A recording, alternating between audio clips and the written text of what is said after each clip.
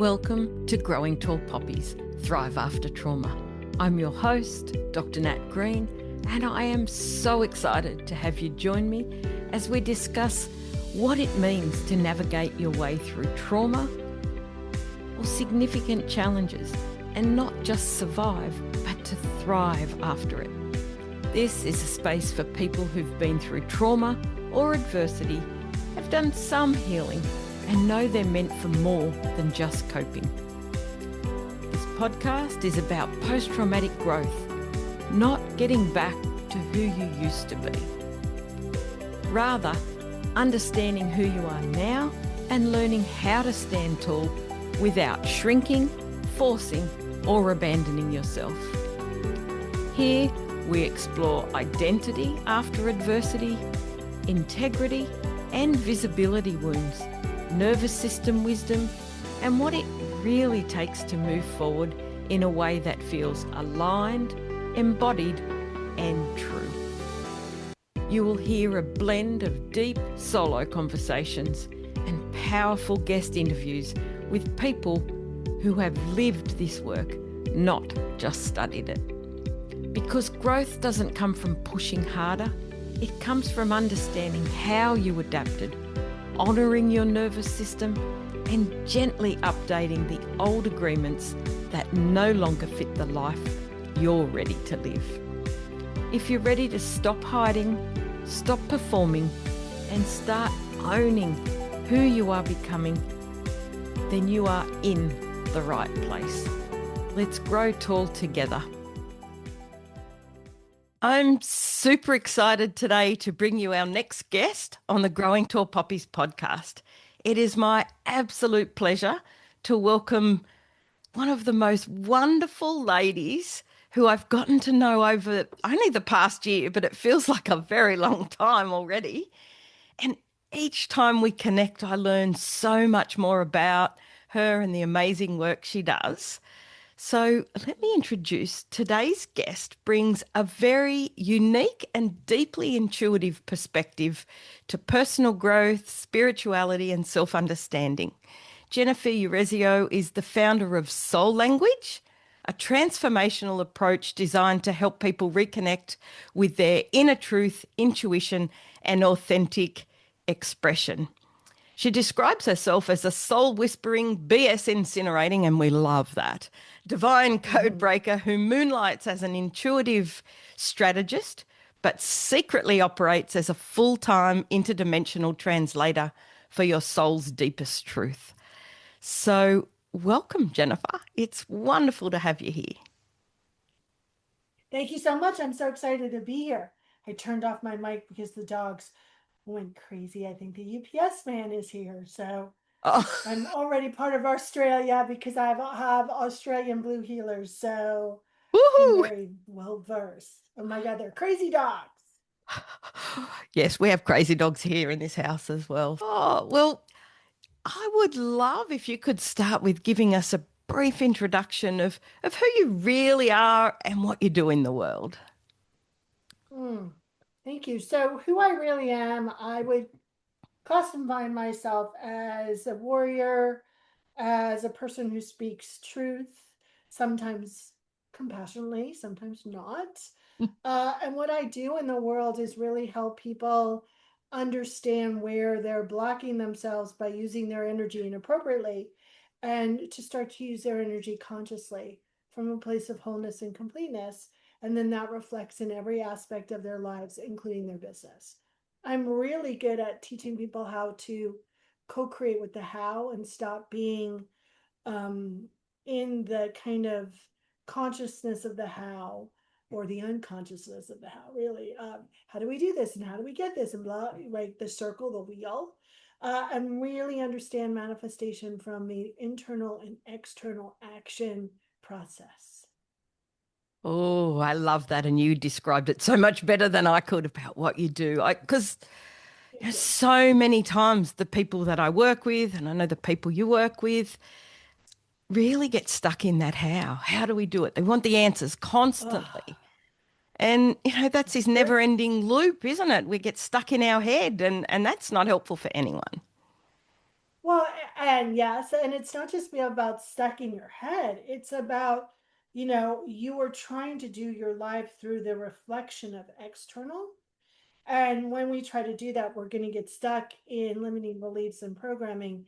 We're not going to be able to hear our divine guidance, our source, our compass of which way to go and what to say and what to do from a place of power and consciousness versus a place of, you know, our, and I mean this with great love for ourselves, our pea brain perspective, right? Yep. That is looped in that trauma, that's looped in our pain, that's looped in our programming, that it wants us, keeps us in the illusion of safety, which really means in pattern and in smallness. Mm, yes, definitely.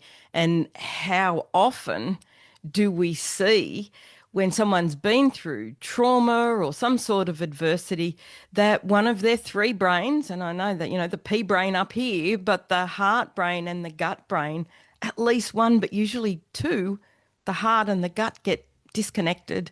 So we stop trusting ourselves. And that's where that looping in the how really comes in, doesn't it? Yeah, and I think, trust is an active participation. And I think people start with, like, I don't trust myself.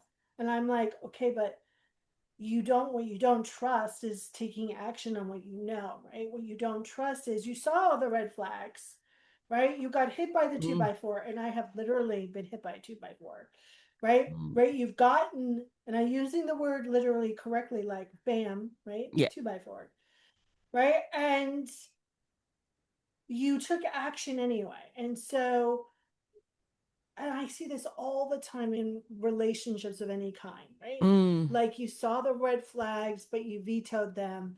You dated the what you could see inside. You dated the soul.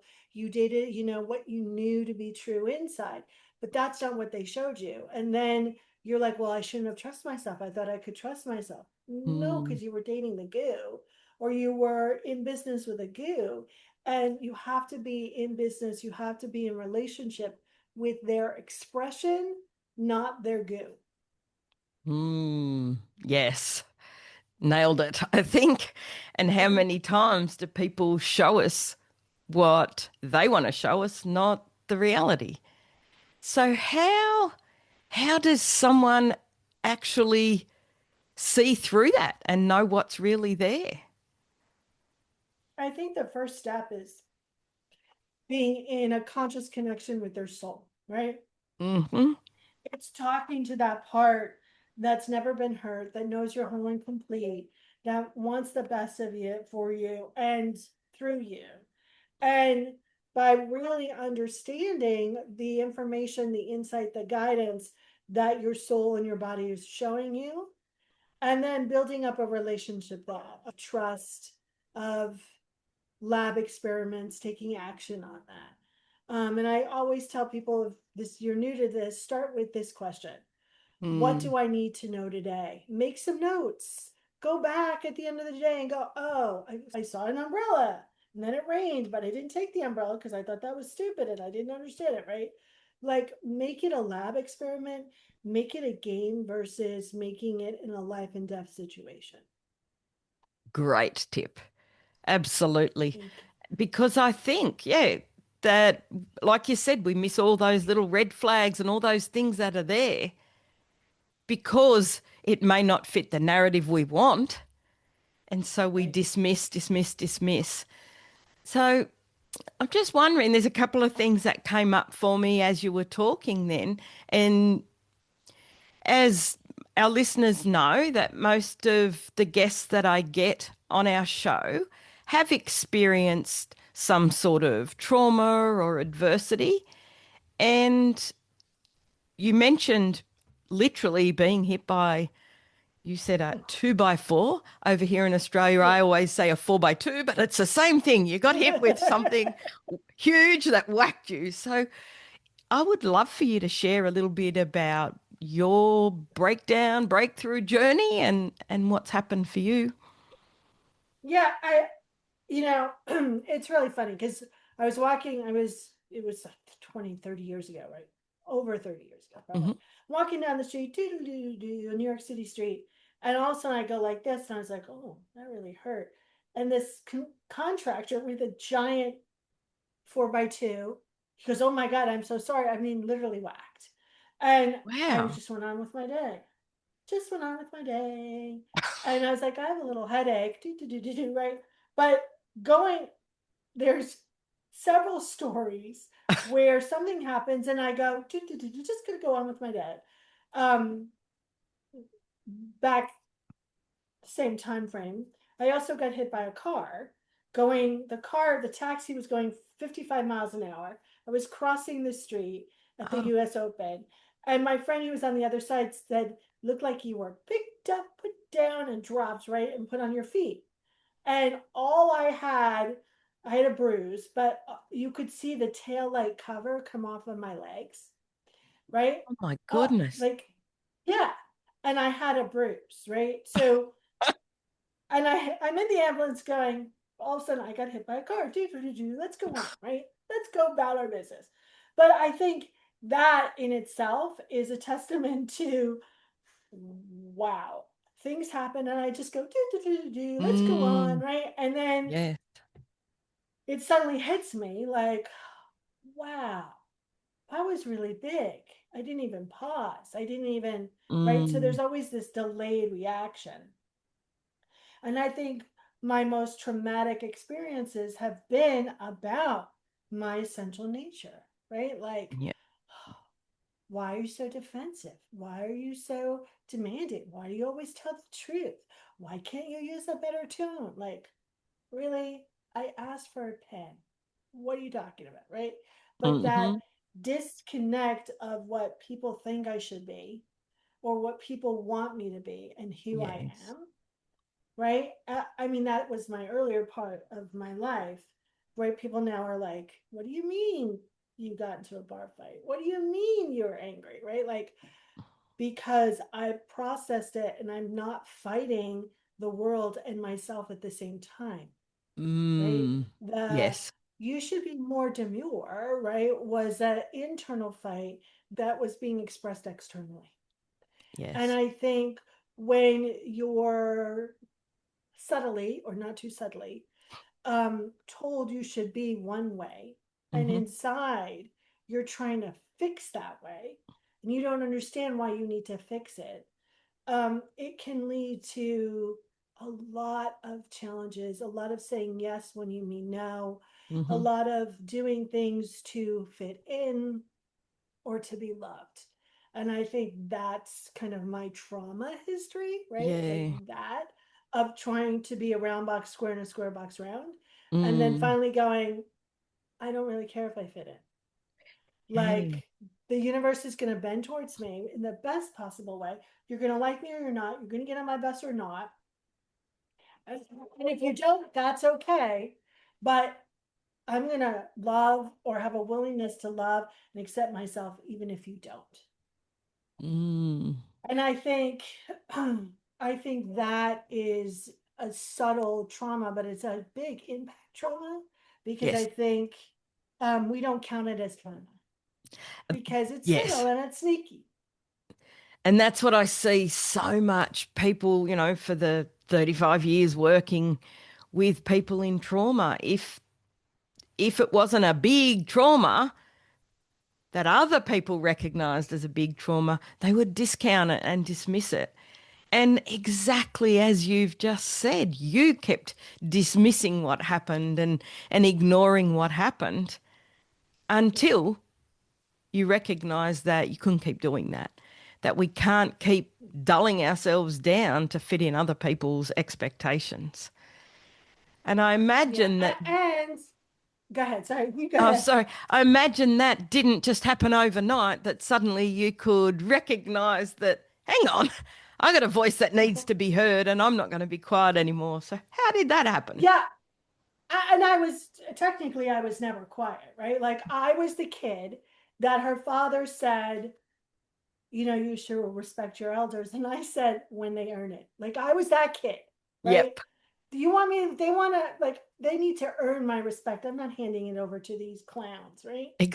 But exactly. I think right? But I think still, even in that outspokenness, there was a part of me that went, well, why can't I be that? Like, why can't I be that? Why, Hmm. there must be something wrong with me.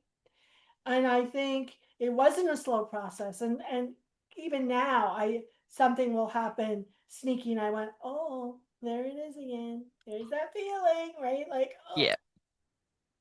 And I think the pursuit of that was, I no longer, I knew that there was something bigger inside of me, and I no longer wanted to pursue anything that would make me cry at my desk.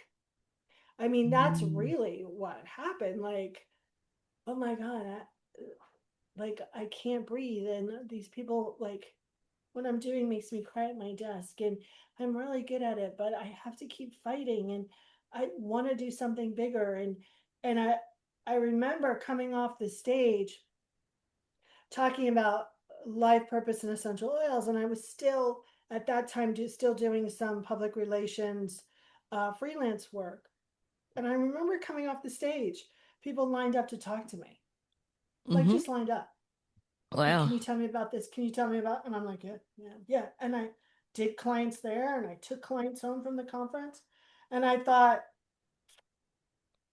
okay, Mm. like this feels better than crying at my desk. Like this feels better. And that was a huge thing to understand, that I didn't have to settle. I didn't Mm. have to be prepared to or accept breadcrumbs. Like I could have the whole bread if I wanted to, but I would have to decide to accept it, and then I would have to align with it, and I would have to be willing to have those courage about saying no to those things that didn't align with what I truly wanted to experience. And that's an ongoing process. Don't get me wrong. Yeah. Yeah, that's something that many of us will continue. That we're never there. We're always a work in progress and it's always a journey, isn't it? But yes, recognizing that within yourself, that you could have the whole bread, not just the breadcrumbs. What did that do for you when you had that realization? I think I stopped trying to make war to get what I wanted. Like Mm. I stopped trying to fight for things I wanted from people who, the saying is, I stopped trying to get blood from a stone, right? Yeah. Like I stopped doing that. It also allowed me to really start getting paid to tell people the truth, to get paid for my courage, to get paid to um, pass on my guidance and my advice, and be okay with, you take it or you leave it. Like, you want to take it, let's get on the bus. If you don't, I'm okay with that. It doesn't mean I'm not enough. And it allowed me to build a bigger life, a Mm. life with a lot more people in it too. I read, there's this series by J.D. Robb. It's something in love. It's with Dallas Hmm. and Eve Dallas. And she constantly in the books, there's like 20 of them in the books, goes, wow, I let people in and now I have a lot of people in my life, right? She both says she hates it and she loves it, right? I Mm. have a lot of people in my life now, and I both love it and I both, right? Mm. I can no longer be the lone wolf. I Yes. can no longer, you know, I'm good with my personal oneness, but I also don't use it as a fortress of solitude anymore. I don't use it to keep people away, because I don't want to open up and then be told I'm too warrior. I'm too this, I'm too that. So I have a lot more people in my life now. Mm. And it sounds like that's wonderful, but there's also that at times that's too much. Not you're too much, that's too much. So how do you Yeah. discern who stays and who hangs out on the periphery? Yeah, and I did a whole podcast about this. So I look at my relationship house. Mm-hmm. So there are some people who get to be in my bedroom. There are very few people in my relationship bedroom, right? Mm-hmm. Those are people I could like open my guts to. I'm happy being emotionally naked around them, right? Yeah. Then there are people in my kitchen, right? Those are people that I'm totally good with them opening up my refrigerator, and our refrigerator is always packed full and always a mess. Like Mm-hmm. we're constantly going, where are the olives? Have you seen the cheese? Where's the like? We can't find it, right? But my best friend came over a couple of weeks ago, and she opened up the refrigerator, and I go in her house and open up her refrigerator, right? And I didn't even like, oh, like who cares, right? Then there's the living room people who we can have a great chat. They know a lot about me, but they're not getting in the refrigerator. And if they would walk into the refrigerator and open it, I'd be pissed, Yeah. right? And then there are people on the porch and people in the backyard. So I really go, where are these people in my house? And am I comfortable with Yes. them being in that room? And do they think that they're in the bedroom when they're really on the porch? Right. And Mm. what am I putting out that is giving them that impression? What boundaries do I need energetically, emotionally, mentally, and actually physical? So Mm-hmm. that's how it kind of I determine like where people are and where, whoa, I need a little cocooning time. I love that. I actually listened to that episode as I was driving down to Sydney before we went on our holiday, and I love that episode. So I'm actually going to Thank link you. that up in the show notes as well because it was Good. very, very valuable. And I think a lot of us, particularly people who've been through trauma, do either trust everyone because they want to belong, they want to connect again, or they trust no one. And I think that that was a really useful exercise. I found it very informative. So, yeah, I'm going to link Thank that you. up for sure because we need boundaries and healthy boundaries. And it's okay to Yeah, have and we boundaries. yes, and we don't know where our boundaries are until we have that conversation with ourselves, right? And we really have the courage to say this doesn't work for me, right? And most people go, "Oh my god, I'm going to have to tell James it doesn't work for me." No, because all relationships are internal. And when you do the internal change, things shift externally. Sometimes you do, but sometimes people just move away like ships in the Hmm. night. And part of that is allowing them to move on and us being okay to let them go rather than clinging on for dear Exactly. life, thinking we have to have them.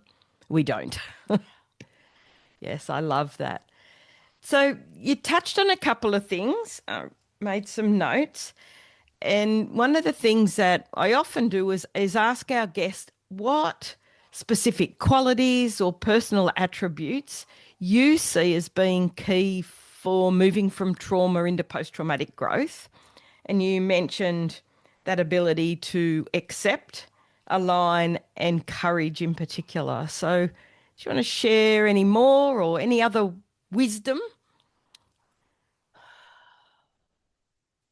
I think integrity with yourself, Yeah. right? I think really being truthful with yourself, non judgmental. Compassion is a big one, and Mm. forgiveness and acceptance. Uh, Forgiveness can only come once you accept. And a lot of us spend a lot of time in non acceptance.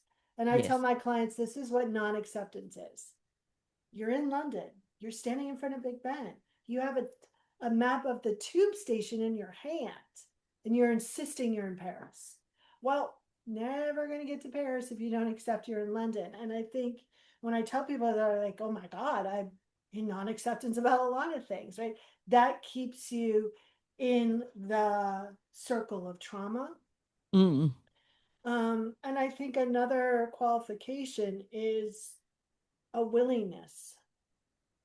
Pride from a standpoint of having to be right has no place in healing, Mm. because if you need to be right, if you or your experience has to be the right one, if you have to be righteous about it. It actually prevents you from letting go because it Yeah. becomes this great, giant, wonderful, warm blanket that you use to keep yourself safe. Mm, yeah. Yep. And I think, I know I've certainly done that myself at times when I was deep in the depths of the trauma. And I know a lot of people and a lot of clients I've worked with who do that. And when they get that capacity to understand and that acceptance, gosh, it makes a difference, doesn't it? Yeah, Yeah. it does. So I'd love. And I think, oh, sorry. And I No, go. think people have to understand, like, it can be an instant shift, but it's actually a marathon, right? Like, Yeah. this is not like, woohoo, I'm changed, I'm healed. This is um this is constant choice that you get to keep making. Yeah. And you need to keep making. It's not a Yeah, once and yeah, done, as you've said. It's no, it's constant. It's like as you up level and get to that next layer and next level, there'll be another one and another one. yeah. So I'd love for you to share a bit more about the work you do. So if someone wanted to know more about how they could work with you and what they would get from that, let us know because I'm fascinated by the amazing stuff that you're doing. Thank you. So I identify the three core energies of soul in a personal soul, that means the soul inside of you, and your business soul. When you call on a business, it's pure consciousness, it's outside of you, it is not you. 9 out of 10 times, people don't have any soul languages or core energies in common with their personal soul and their business soul. You Mm, call on a business to do something bigger first for you and then for others, and that usually takes different energy. So mhm, when we identify your soul languages, then I teach people how to put consciousness into everything they do. So a very tangible example is um, I had this client who has this, she's an amazing artist and has this like 9 to 5 job, mhm, right? And instead of, what she keeps doing is she wants the people in her work environment to change so mm, she feels better. And we talked to her soul and we asked what can she put different into the energy field between her and that experience. And then we do it energetically and things shift. So I teach people how to really firm up that energetic channel internally. So you're utilizing your energy consciously so you can create from a place of power versus pattern.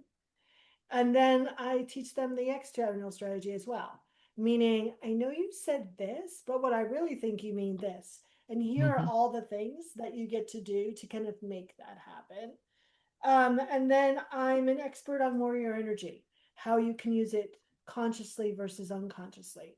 So, unconsciously, and when I say warrior energy, people with warrior energy will be nodding their head. So I don't like need to explain it because they just nod their head. But yep. unconsciously, right? They feel a sense of responsibility for the world. They never leave a man down. Lone wolf. They have to make war to get what they want. And we take those energies and we move them into consciousness because warrior energy is amazing, right? Warriors can get more done in 15 minutes than most people can get all day long. But Mm, when they use it consciously, what happens is they go, I like to make 15 million. That's a little big figure, but I like to make, $1,500 a day. And poof, because their energy is so precise. So I mm. teach them how to move from pain and suffering to consciousness. That's a little bit about what I do. What a gift. Like, Thank yeah, you. I'm like, wow, that's amazing. I want to know more. I'm like, very exciting. And I get that warrior energy. And as you know, I've got the archetypes and I think you were the authentic warrior. Surprise, surprise. Yeah. which would correspond because my other soul, so my soul languages are my mission, which I'm profoundly here to experience and then offer, that is called equalizer. It's all about creating that perfect formula of balance, first for myself and then for others. How I fuel that is called teacher of integrity, right? Mm-hmm. So I can see where people are out of integrity, offer them the chance to back in, which means back into balance. And my soulful personality, how my soul prefers to go through life, is called graceful warrior: action, movement, courage, and grace. So when I ID someone's full language, I give them a one liner, and that becomes their mild marker of consciousness. They're not being and doing that, they're going to create struggle. So my mild marker of consciousness is I create balance for myself and others through love, integrity, and courage. So if I'm not being and doing that, I'm going to create struggle.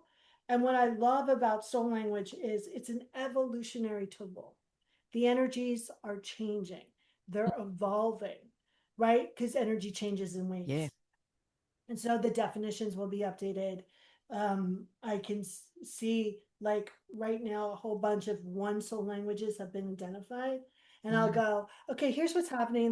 The people are like, oh my God, are you in my head? No. But I've talked to four of you now, and I can see the energetic wave, right? Yeah. And so it's really about being, it feels like standing in the center of the world with, and you can see all the energetic Mm. ribbons of the universe.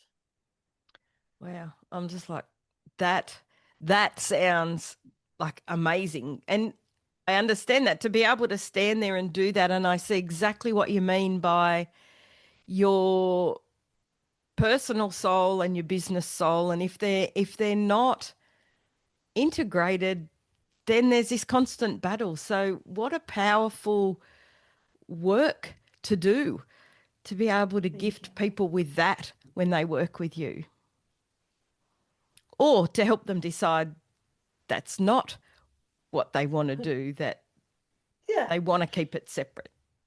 And that's on them, isn't it? yeah. They're okay. Either way. Yeah. Yeah. So when you went through your own, all this stuff, and, hit by a car and you had just a little bruise, what did you make that mean afterwards, after you'd recognized, oh my God, that really was huge? What Well, am I I was doing? under 25. Mm. So I don't know if I made it mean so much other than, gee, Jen, why don't you slow down and look both ways, which is kind of a theme across my life. Mm-hmm.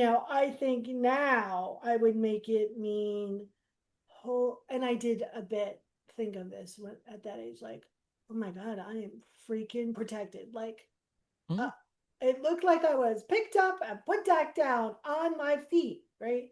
That is huge kind of level of protection.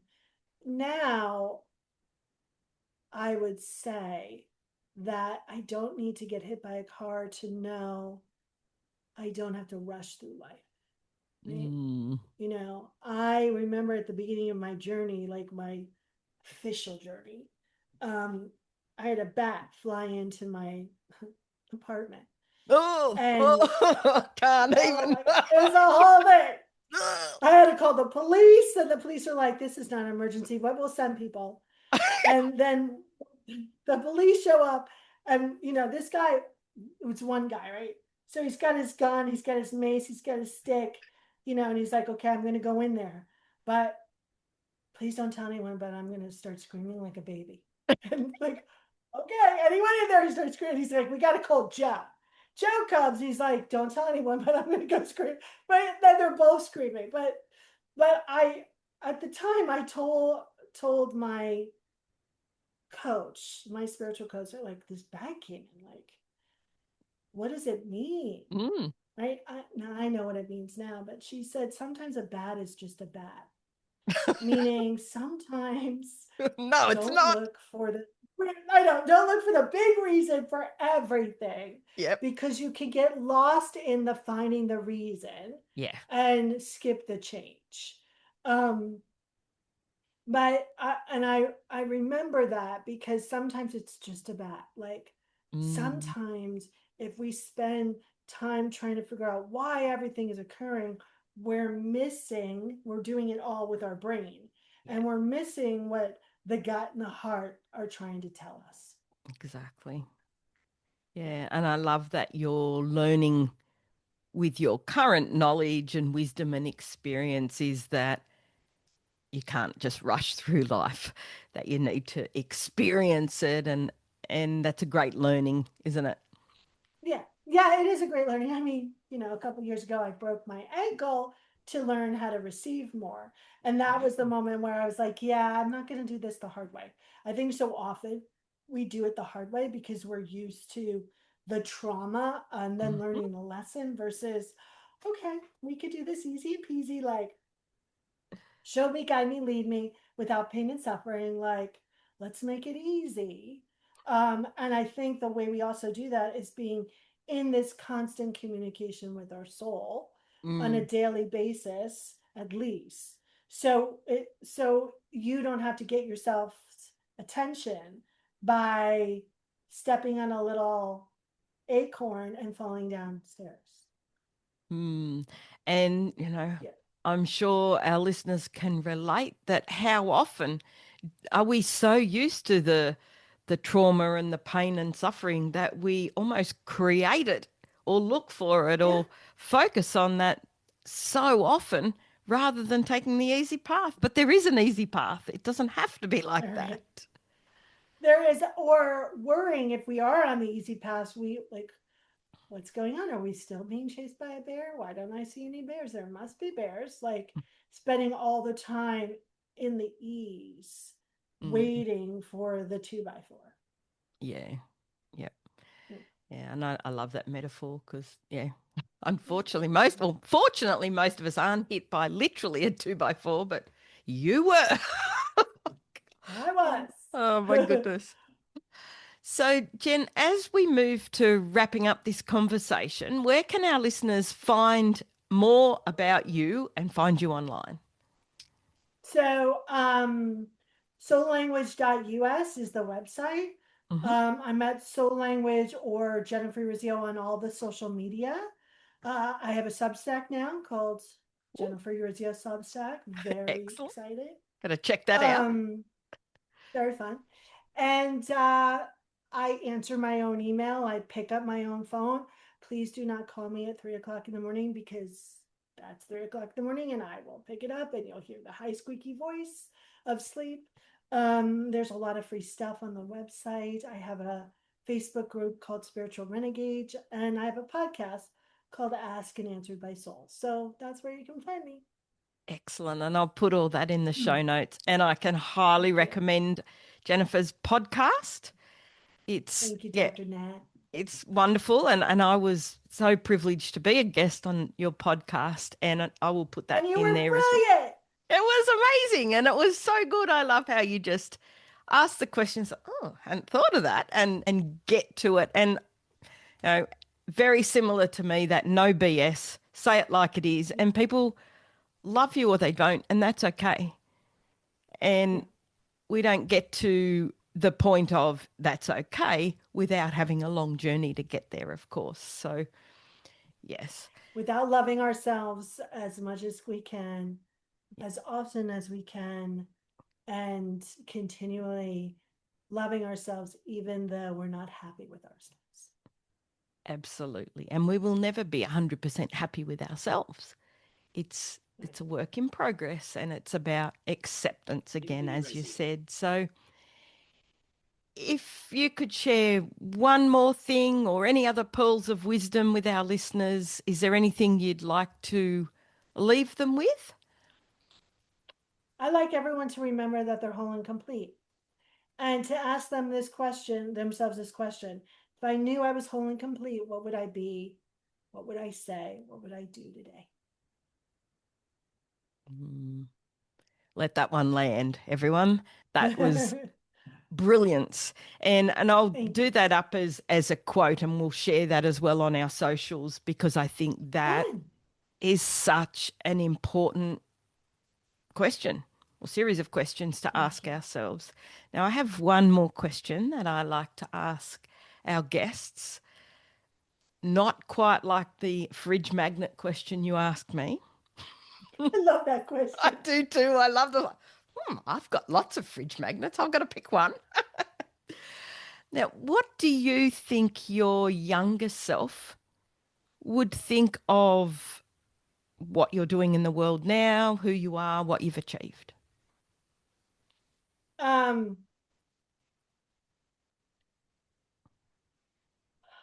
I think my younger self would kind of laugh in a good way and say, "Wow, I'm so glad that you decided to use the dynamite and blow stuff up so you could create what you wanted." Yeah, that's what Love I that. think my younger self would say. Beautiful. Thank Absolutely you. beautiful. Very powerful. I love that. And Thank I you. love that. Yeah. Thank you so much for sharing so openly the things that Thank you've you. been through and the magic of the work that you do in the world. Thank you.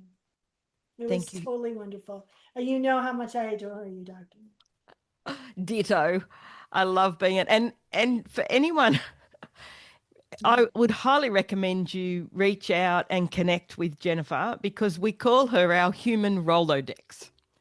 She is the biggest connector and mover and shaker, and we love her. And yes, I'm so grateful and blessed to be in your on your Thank you. porch, in your lounge room, wherever. I'll make my Now, way through. Dr. Knight, you're like in the kitchen. Oh, I'm opening the You're in a fridge. good spot. Oh, Yeah. good, good.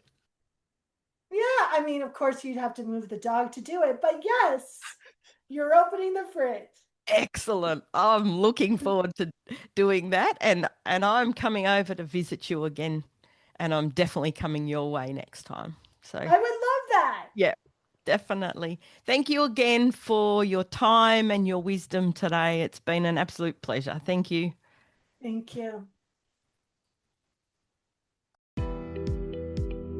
Thank you for spending this time with me on Growing Tall Poppies. My hope is that today's episode has offered you something more than insight, that it's helped you feel a little more connected to who you are now, a little more trusting of your body, and a little more permission to stand tall without shrinking or forcing yourself forward. Post-traumatic growth isn't about fixing yourself or returning to who you once were. It's about understanding how you adapted, honouring your nervous system, and gently choosing what no longer needs to come with you. New episodes of Growing Tall Poppies are released weekly, every Tuesday, and I'd love for you to continue walking this path with us as we explore identity after adversity, integrity and visibility wounds, nervous system wisdom, and what it truly means to grow forward, grounded, aligned, and embodied. If this episode resonated, I invite you to subscribe, follow, share it with someone that you feel might need it, or simply take a quiet moment to reflect on what's ready to move forward for you. You can also find me on Instagram at Dr. Nat Green, on Facebook at Dr. Natalie Green, or over on YouTube at Dr. Nat Green. And remember, you don't need to rush, and you don't need to hide anymore. Stay connected, stay true, and keep standing tall like the tall poppy you are. I'll see you in the next episode. Bye for now.